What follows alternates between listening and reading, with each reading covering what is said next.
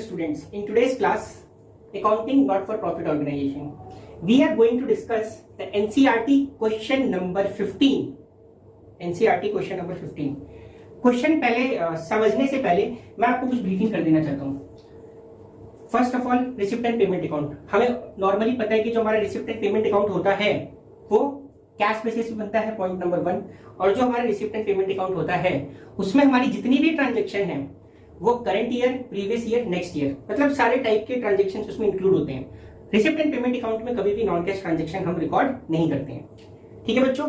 Now जो हमारा income and expenditure account होता है, ये जो हमारा इनकम एंड एक्सपेंडिचर अकाउंट होता है, इसमें हमें हमेशा क्या करना होता है? इनकम एंड एक्सपेंडिचर अकाउंट में हमेशा हमको करंट ईयर के ट्रांजेक्शंस को ही रिकॉर्ड करना होता है।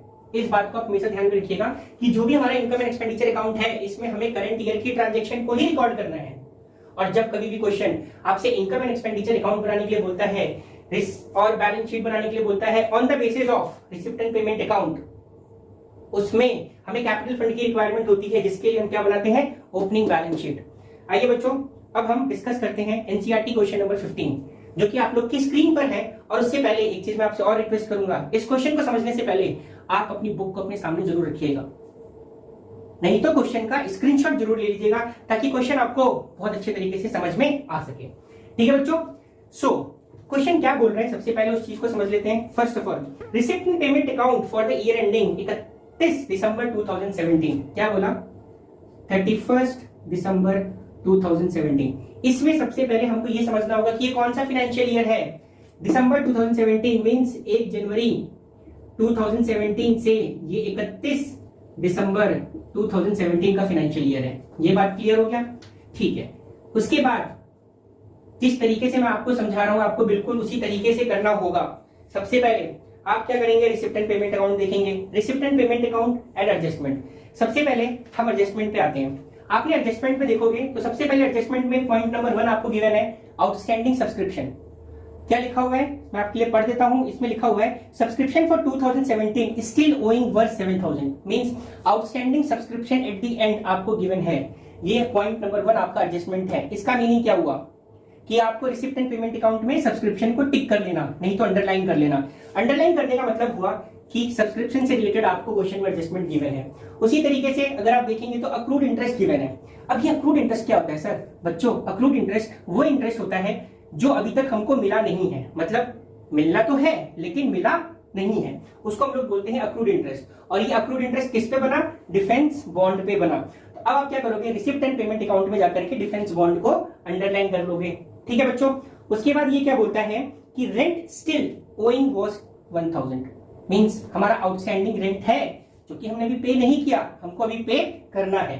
तो हमने रिसिप्ट एंड पेमेंट अकाउंट में रेंट को भी जाकर के अंडरलाइन कर लिया। इसी तरीके से ये बोलता है कि इन्वेस्टमेंट जिसकी बुक वैल्यू 80,000 है, पॉइंट नंबर 1, उसको हमने बेच दिया। मतलब अरे 80,000 का इन्वेस्टमेंट था, उसको हमने बेच दिया।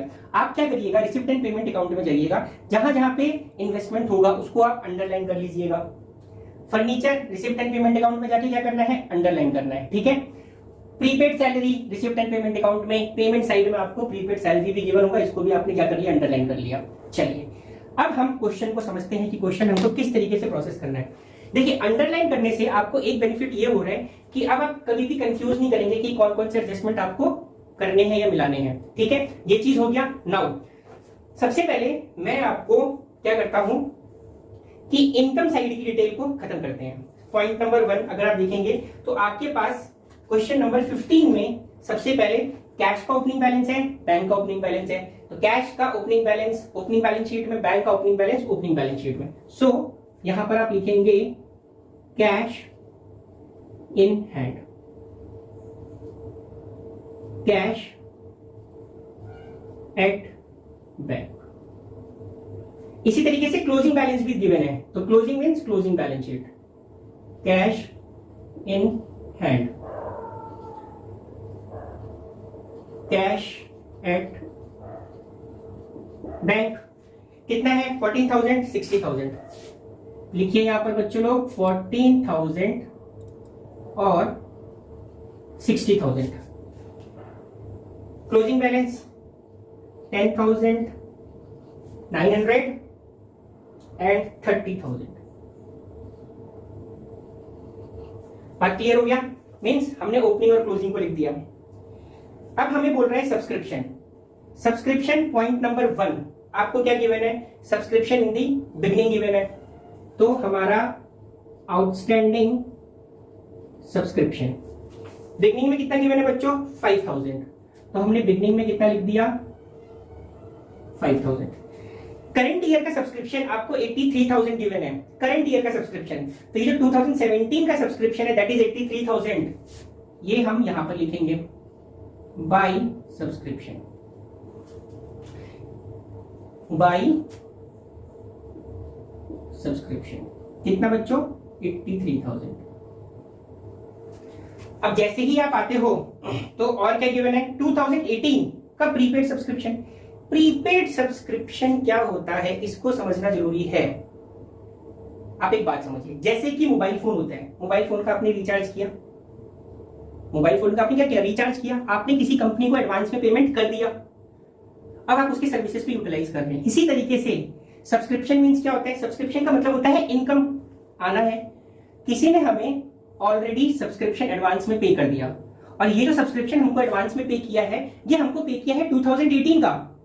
और अगर ये 2018 का सब्सक्रिप्शन पे किया है विच मीन्स व्हाट? ये जो मेरा प्रीपेड सब्सक्रिप्शन है ये करंट ईयर के एंड में मिला होगा। ठीक है ना बच्चों? तो मेरा क्या हो जाएगा? प्रीपेड सब्सक्रिप्शन हमारे लिए अब क्या हो जाएगा? लाइबिलिटी हो जाएगा। आपने क्या कर दिया? Prepaid subscription. कितना गिवन है? 3,000 रुपीज। चलिए ये बात क्लियर हो गया, वेरी गुड।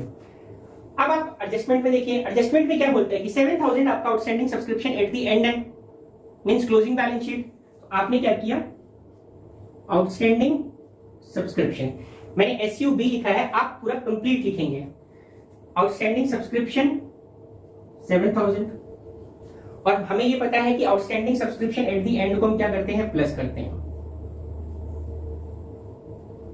7,000 ये हमारा आ गया 90,000, जिसमें 400 आपका लाइफ मेंबरशिप फी का है। तो लाइफ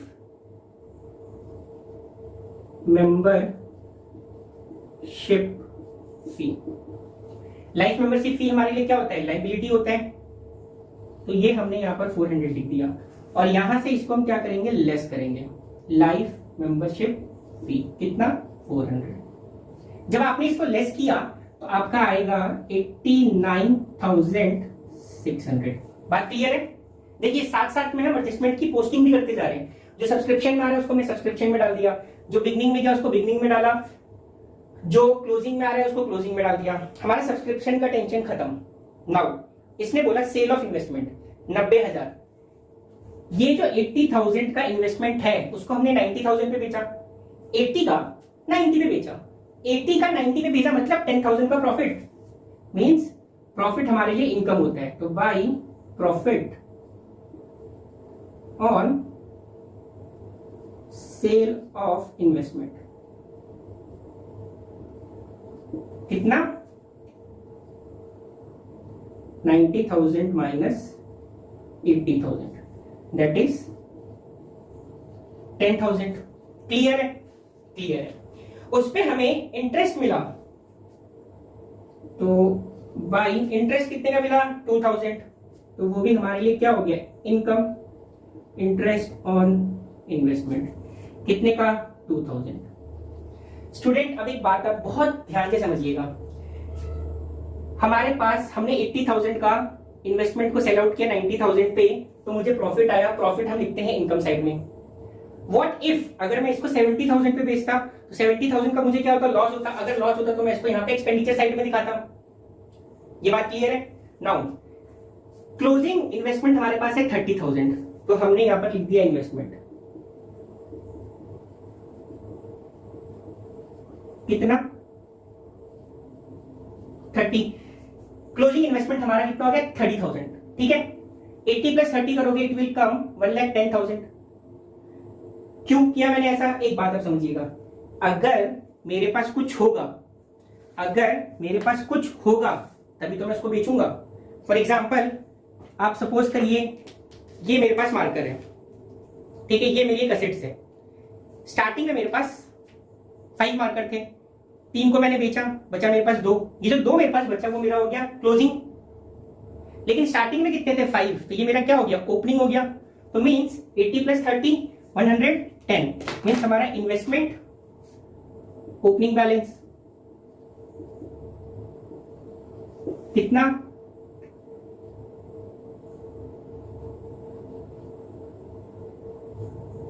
बात क्लियर है, 1,10,000। चलिए अगर आप देखेंगे इन्वेस्टमेंट से related problem solve out, means problem साथ साथ में आपकी क्या हो रही है, सॉल्व आउट होती जा रही है। ओके, नाउ ये बोल रहे हैं कि फर्नीचर को बेचा। अब फर्नीचर से रिलेटेड बोल रहा है 1/1/2017 मीन्स ओपनिंग बैलेंस फर्नीचर कितना है, 12,000। तो सबसे पहले हमने फर्नीचर का ओपनिंग बैलेंस 12,000,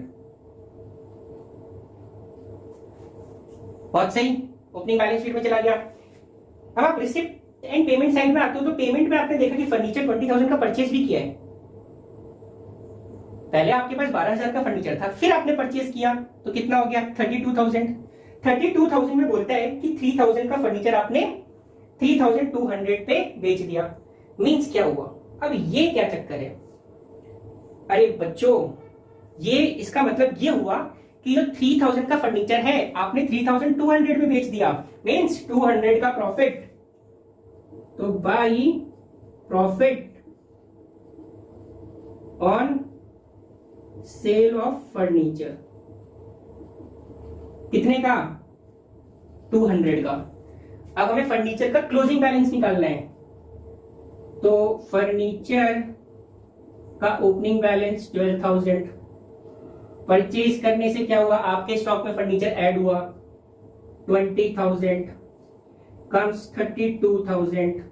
अब आपने क्या किया, 3,000 का बेच दिया, लेस सेल ऑफ फर्नीचर, ठीक है, 3,000, इट कम्स टू 29,000। अब आप देखोगे फर्नीचर से रिलेटेड काम खत्म, अब आपको कहीं कुछ नहीं करना है फर्नीचर के साथ। चलिए, तो इनकम साइड से रिलेटेड हमारी सारी इंफॉर्मेशन जैसे जैसे आई हमने पोस्ट कर दिया। Now we will come to rent. जैसे ही हम रेंट पर आते हैं हमें यहाँ पर आउटस्टैंडिंग रेंट दिख रहे हैं, और ये आउटस्टैंडिंग रेंट हमारे लिए लाइबिलिटी है। आउटस्टैंडिंग रेंट हमारे लिए लाइबिलिटी है। आउटस्टैंडिंग रेंट पेमेंट, हमने रेंट पे किया जिसमें से 1,000 अभी भी हमको पे करना है, तो ये मेरा हो गया आउटस्टैंडिंग रेंट, कितना, 1,000। और ये हमारे लिए क्या होता है, एक्सपेंडिचर। तो rent 6,000 plus outstanding rent is 1,000। इसका टोटल बच्चा पार्टी 7,000। सैलरी, चलिए सैलरी लिखते हैं यहां पर 12,000। किसी ने मुझे बोला कि सर सैलरी हमने अपने एम्प्लॉय को एडवांस में पे किया है। अभी मैंने आपको समझाया था, कोई चीज हमने एडवांस में पे कर दिया, मैंने अपनी सैलरी अपने एम्प्लॉय को एडवांस में पे किया, अब मेरा एम्प्लॉय मेरे लिए काम करेगा जिसके लिए मुझे सैलरी अब पे नहीं करनी पड़ेगी। तो ये प्रीपेड सैलरी मेरे लिए क्या हो गया, असेट हो गया। तो मैंने यहां पर क्या लिख दिया, प्रीपेड सैलरी ₹2,000। और ये प्रीपेड सैलरी यहां से क्या हो जाएगा, लेस हो जाएगा। क्यों लेस होगा, बिकॉज ये करंट ईयर का नहीं है। सो मेरा कितना आएगा, 10,000। ओके बच्चों, सैलरी खत्म। पोस्टेज अगर आप देखोगे तो 300, आप यहां पर लिखिए पोस्टेज। ये हमारे लिए एक्सपेंडिचर होता है 300। इलेक्ट्रिसिटी चार्जेस,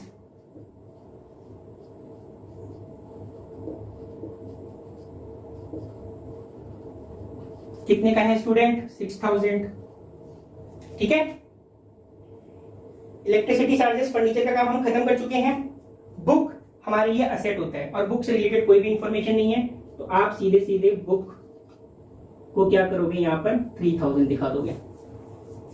डिफेंस बॉन्ड हमारे लिए असेट्स होता है और उस पे हमारा इंटरेस्ट अक्रूड है, तो अक्रूड इंटरेस्ट हमारे लिए इनकम है।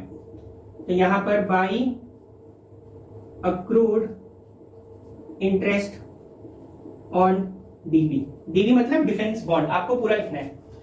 और ये मेरा स्टूडेंट 7,000। यहां पर मेरा डिफेंस बॉन्ड है 1,50,000 और ये 7000 मेरा इंटरेस्ट, अक्रूड इंटरेस्ट, इसको हम क्या करेंगे, प्लस कर देंगे। तो ये मेरा हो जाएगा 1,57,000। बात क्लियर है? चलिए, किसी स्टूडेंट को जरूरत थी, उसको मैंने पैसा दे दिया, मेरे पॉइंट ऑफ व्यू से क्या हो गया, मेरे लिए एक्सपेंडिचर हो गया। और जब मेरे लिए एक्सपेंडिचर है, इसको मैं क्या करूंगा, यहां पर लिख दूंगा to help to needy student. How much? 22,000। अब हमने जितनी भी इंफॉर्मेशन पोस्ट करनी थी वो हम कर चुके हैं। चलिए आइए अब इसका हम क्या करके देखते हैं, टोटल करके देखते हैं। ठीक है बच्चों, तो सबसे पहले हम अपने इनकम एंड एक्सपेंडिचर अकाउंट को क्लोज करेंगे।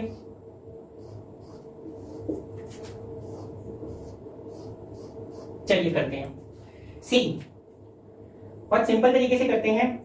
ये 600 प्लस 200 हमारा कितना हो गया, 800 हो गया। तो मैंने 800 अभी साइड कर दिया। ठीक है बच्चों, नाउ अब देखिए 89 प्लस 10, 80 प्लस 10 90,000 प्लस 9,000 99,000 99,000 हो गया। 1,01,000 1,08,000 plus 800 means 1,08,800। 17,000 17 plus 20 17 plus 20 37 plus 2 39 39 plus 6 45 it will come 45,300। तो हमारा क्या हो गया, सरप्लस आ रहा है 45,300। हमको इसमें से माइनस करना है, तो आप माइनस करके बताइए कितना आएगा। ये मेरा 1 ये हो गया हमारा, और ये 300।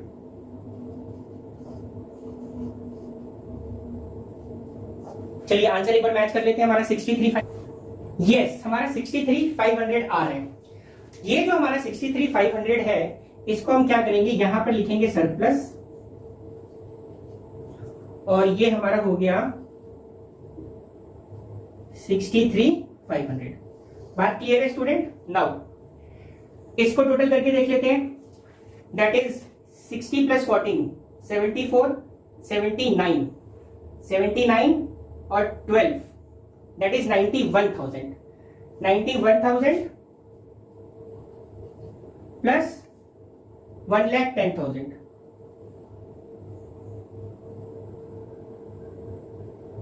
प्लस 1,10,000।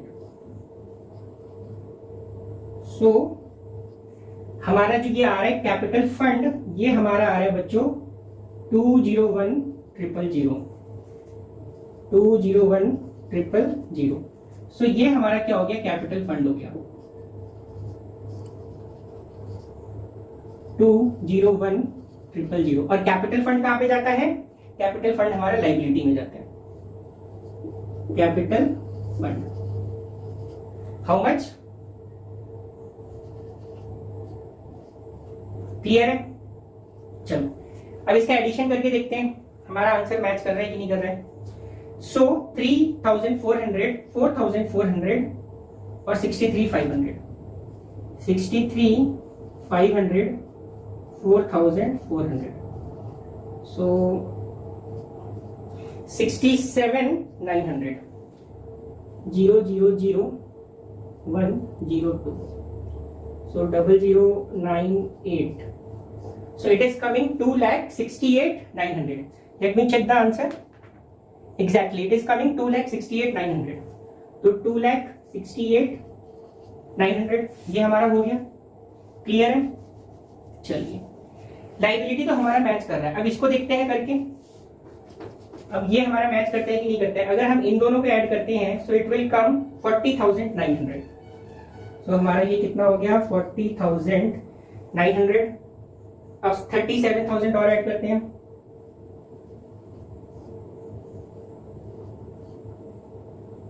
तो 77,900 ये भी खत्म। 29 प्लस 1 31 प्लस 3 34 तो 34,000 और ऐड कर दिया। क्लियर है? इसमें 1,57,000 और ऐड करते हैं,